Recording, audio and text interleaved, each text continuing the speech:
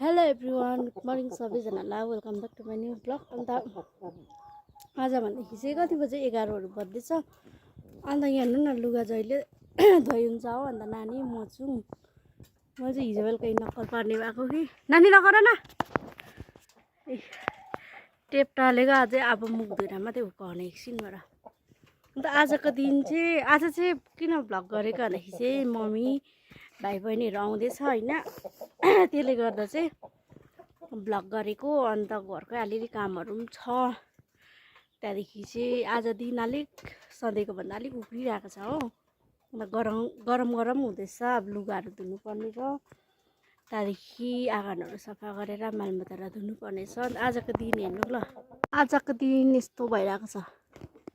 सधैँको भन्दा चाहिँ अलिक उक्लिरहेको छ हो।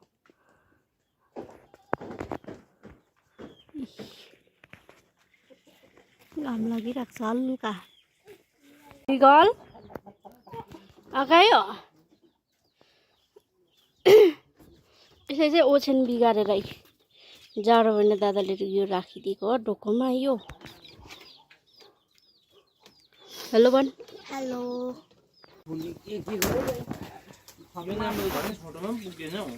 जङ्गल जानु लागि रेडी हुँदैछ उनीहरू चाहिँ दाउरामा।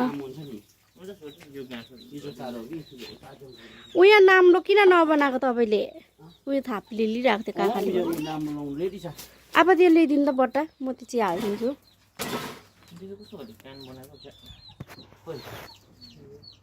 आज चाहिँ धन्न र इबनले मालमता धुइदिएर चाहिँ अलिक हल्का भइरहेको छ हो। उसले पनि मालमता त सफा धुन्छ नि, तर के गर्नु, पानी चिसोले गर्दाखेरि मान्दैन र पो त। आज चाहिँ म अलिक बिजी छु र चाहिँ उसलाई धुनु लगाएको, धुँदैछ।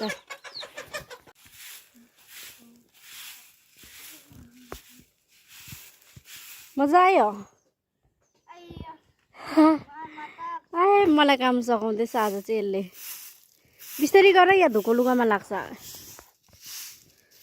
म चाहिँ आधी लुगा धुइसकेँ। यहाँनिर आज चाहिँ छ धुनुपर्ने। हेर्नु न, 2 बाल्टी भिजाइरहेको छु हो। टोइलेट पनि सफा गरेँ। मैले चाहिँ लुगाहरू पनि धोइसक्यो, आँगनहरू पनि सफा गरिसकेँ। यहाँ कुखुराहरू पनि मुचाएर खाँदैछ। त्यो रेडी गरिसकेँ। अन्त इभनको लुगा चाहिँ उसलाई धुनु लगाएको नि, 2-3वटा छ कि उसलाई धुनु लगाएको नि परेन। अन्त मास पिर्दै बसिरहेको छ। कस्तो चिसो पानी छ, मैला पार्छ त्यस्तै हो। छिटो गरेँ, म त दोकान गएकै। अब अहिले भेट्छु गाइस। यो सिमराया चाहिँ मम्मीले लिएर आएको हो, पाचकको।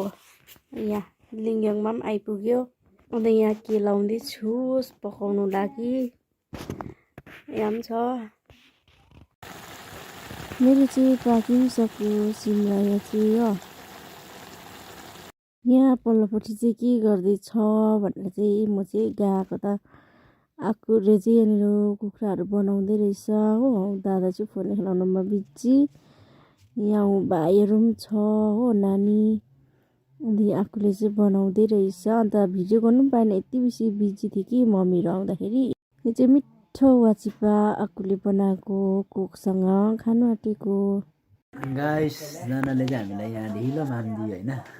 के रिस उठ्दो त्यो भन्नु लागि भिडियो गरेको होइन त। अब यो चाहिँ फर्किनु आँटेको।